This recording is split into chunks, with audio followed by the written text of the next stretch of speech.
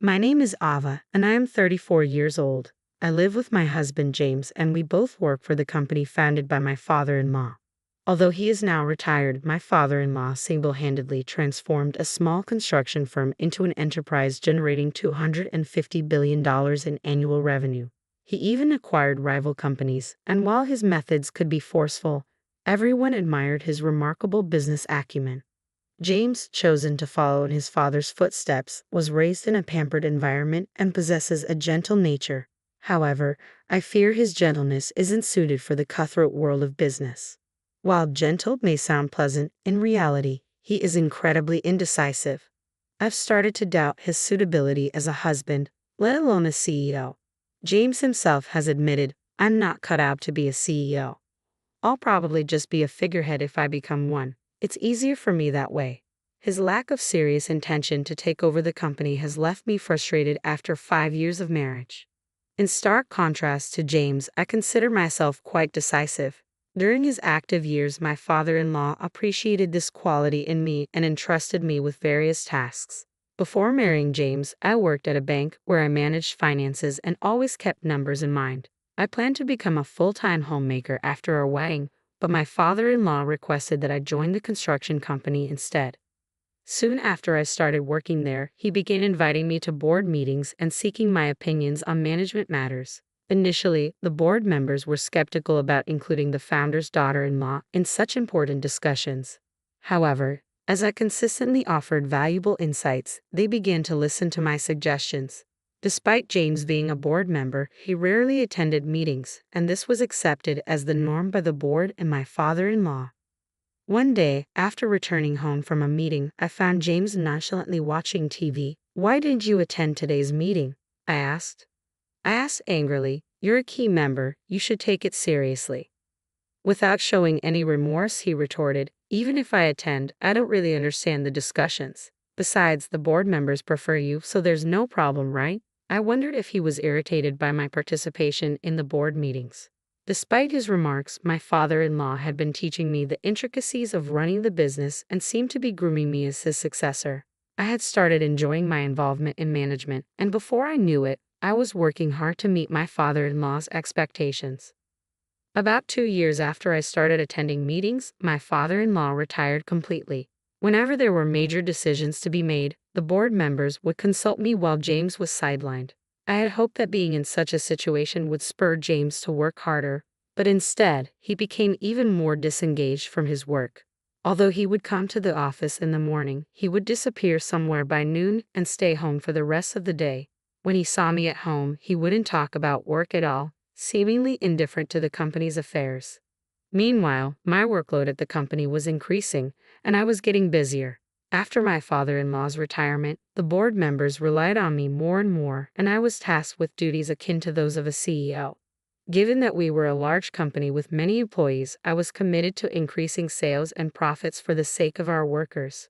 With the hard work of our employees, our sales began to grow. I found running the company more interesting and became more engrossed in my work. Conversely, my husband James seemed to be losing interest in his work, and his appearances at the company began to diminish. The conversations between us at home lessened, and our relationship became increasingly tense. Around that time, our lives took a different turn. James came home and casually mentioned, "I ran into your sister Megan today and we had lunch together." Megan, 2 years older than me, had just divorced about 6 months ago due to her infidelity. This led to a big commotion when her enraged husband stormed our parents' home. My husband James went to my parents' house to calm down Megan's husband in my place as I was busy with work. With his gentle upbringing and calming personality, James managed to convince Megan's furious husband to leave for the time being. Later, Megan told me, "Your husband is really something. He handled my raging husband so effortlessly." She praised James. Megan's husband, in his anger, must have been disarmed by James' calm and easygoing demeanor. Megan was able to divorce her husband after paying alimony, but since this incident, she seemed to look at James differently. Until then, she had thought of James, who was not particularly attractive and quite indecisive, as just a rich, pampered son. After the incident, she seemed to believe he was a respectable business owner. Now single after her divorce, Megan probably saw James as a great catch, given her love for wealthy men. However, I, engrossed in work, couldn't imagine such a thing. Of course, my sister wouldn't have known that James is just a nominal executive who doesn't actually manage the company. Megan's ex-husband was an elite employee of a foreign company. At their wedding, she had bragged to me, "My husband is an excellent employee with a high salary, and on top of that, he's handsome. You're jealous, aren't you?" Her ex-husband was handsome, smart, and carried a stylish vibe. I couldn't understand why she would cheat on such a wonderful husband. 3 months after hearing from James that he had lunch with Megan, I returned home to find James unusually serious. "Ah, I have something to discuss," he said. It was the first time I had heard such words from him, and I had a bad premonition. With my heart pounding, I waited for him to speak. "Actually, Megan is pregnant with my child, and I want a divorce." I was shocked by the request for a divorce, but even more surprised to hear that Megan was pregnant. At a loss for words, I listened as James continued. "Megan is planning to come over on our next day off to discuss this, so I'm counting on you." Stunned, I asked, "So you want to marry my sister?" With a troubled look, James responded, "It's not that I want to marry her, but if she's having my baby, I guess I have no choice." I sighed at James' typical indecisiveness and replied, "Well, if she's carrying your baby, I suppose it can't be helped. Let's discuss this when she comes over." It seemed like my husband and I couldn't make any decisions together, so I decided to meet directly with my sister to figure things out. Even though I had already made up my mind to divorce, I thought I needed to consult my father-in-law about the company's situation. As the daughter-in-law of the founder, I was involved in running the business, but if I divorced, I would become a stranger. The next day, I went to my in-law's house and told my father-in-law exactly what my husband had said. My mother-in-law, who was present, was thrilled at the news of her son having a child but quickly quieted down when glared at by my father-in-law. She seemed more concerned about her grandchild than the company's management. After some thought, my father-in-law said with a smile, "Ava, I want you to continue to be involved in the company's management as you have been. I don't care about James. I'll take the responsibility, so let him do what he likes." It seemed that my father-in-law valued the management of the company more than his son or grandchild. Even though he had retired, he still had a strong voice in the company, and since he held most of the company's shares, no executives would go against his will. I was also interested in my work and reluctant to give it up now. With my job settled, it was time to discuss the future with my sister. On my day off, my sister came to my house with a big smile. "Ava, it's a pity you couldn't have a baby. I'll give you plenty of consolation money. Please leave this house immediately," she said with a triumphant air. My husband sat silently, listening to our conversation without saying anything despite being the one who caused the problem. I was appalled at his indifferent face. "It's okay to get divorced," I said, "but there's also the issue of alimony and division of property. Let's bring in a lawyer and decide properly." "I never thought you, my sister, would fall for a man like James," I retorted to my sister with irony. She glared at me with a stern face for a moment, but quickly regained her composure. I finally realized that it's not about looks in men, it's about what's inside. It was funny to hear my sister talk as if she fully understood my husband's inner self. Holding back my laughter, I replied, "That's great, isn't it? From now on, live happily with James." The inner self my sister was talking about was likely money. She seemed to be under the impression that my husband was the president of my father-in-law's company, but it didn't seem like she had heard anything from him. When the discussion was over, my sister said she would start living here and brought a moving company. Though I only took out the necessary items, knowing my quick-tempered sister, I had already arranged for a new apartment. I also hired a lawyer and had documents prepared for the division of property and claims for alimony. The next day, after moving out my belongings, I started negotiations for alimony and division of property with my husband and sister, accompanied by my lawyer. My husband was still present that day, sitting with an indifferent face, and only my sister was speaking. "As I said before, I'm willing to pay as much alimony as you want, so please decide at your convenience." Hearing my sister's words, my lawyer decided to also claim alimony against my sister in addition to my husband. My sister was still paying alimony in installments to her ex-husband, so my lawyer had said in advance that it might be impossible to claim alimony from her. But since she said she would pay me as much as I wanted, I decided to make a claim. When it came to negotiations about the division of property, my sister excitedly said, This mansion is originally James's family's, so it shouldn't be part of the division of property, right?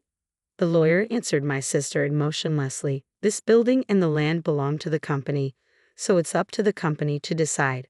Even my husband seemed surprised by this. Is that so? I thought this house was Dad's, he said casually. My sister, on the other hand, was taken aback and attacked the lawyer. Wait a minute, so does that mean I can't live in this house? The lawyer responded in a businesslike manner. Since it's company property, you can continue to live here if the company allows it. At this comment, my sister seemed to breathe a sigh of relief. Oh, you should have said that earlier. It'll be fine since James, the president, will be living here. The lawyer looked surprised for a moment, then burst into laughter. What are you talking about? Ava is the president, not James. Seeing my sister, who was planning to remarry my husband yet didn't even know that fact, made me laugh. My sister immediately turned to my husband and yelled, "Ha, James, you're not the president." I stepped in for my husband, who looked troubled, and explained to my sister, James is merely an advisor without any executive rights. I'm an executive director, but I was also made president. Our father-in-law, the founder, had always been the president, but when he retired, he made me an executive director and president. The other executives appreciated my performance, so there was no opposition.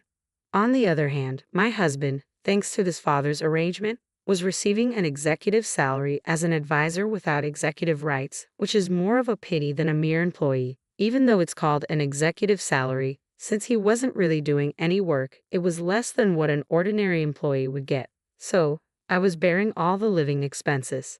James, who didn't care about our household finances, didn't even bother to know whether the house he was living in was company-owned or belonged to his father. Although our home was company-owned, my responsible father-in-law had always charged me rent. I thought of it as a normal rental property. The lawyer, still laughing, asked me, can we continue to rent this house to James? My sister reacted to the rent part of the lawyer's question. What do you mean by rent? Are you suggesting that I take rent from James? Isn't it the company's property? Just make it free. The lawyer presented the rent amount, laughing heartily at her words. She was shocked to see the figure, and so was James, who seemed to be hearing about it for the first time.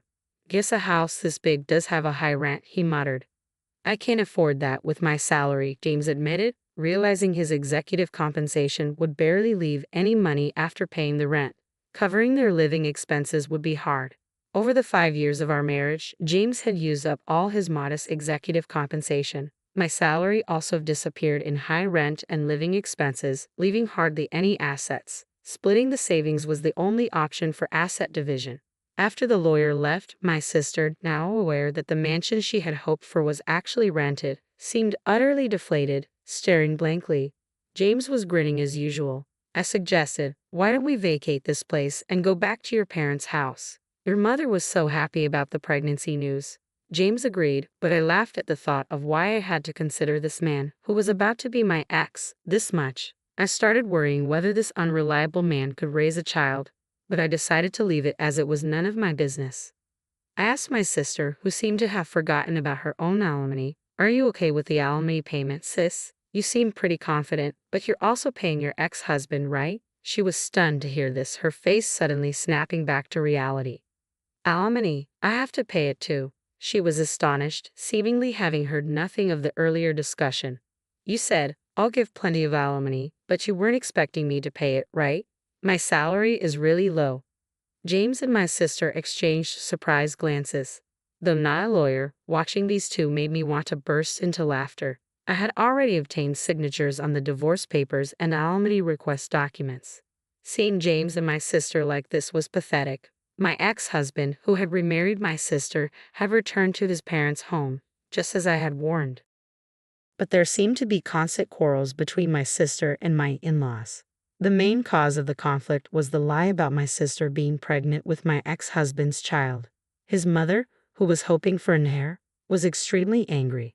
My father-in-law, who had disliked my sister for stealing his son from me from the very beginning, hadn't even spoken to her. He fronted the alimony for James, and I was paid in full. But my sister, seeing this, pleaded with him, Dad, could you please pay my alimony as well? To this, the father-in-law responded, I have no reason to be called Dad by you. He was fuming. Not being able to obtain anything she had hoped for, my sister ran away from my ex-husband's family home without a word and went missing. She had practically remarried the ex-husband just to bear the burden of alimony, which was utterly foolish. My ex-husband seemed to consider getting back with me, but his father scolded him. "You're the kind of man who should never even think about having a family. You can't even take care of yourself properly."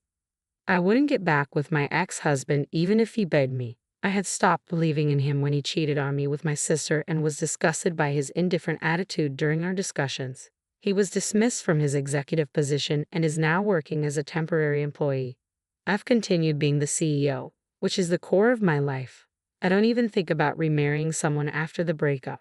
I've kept in touch with my father-in-law, receiving advice when needed. For now, I want to focus on the company, thinking of it as being married to it for the sake of my employees.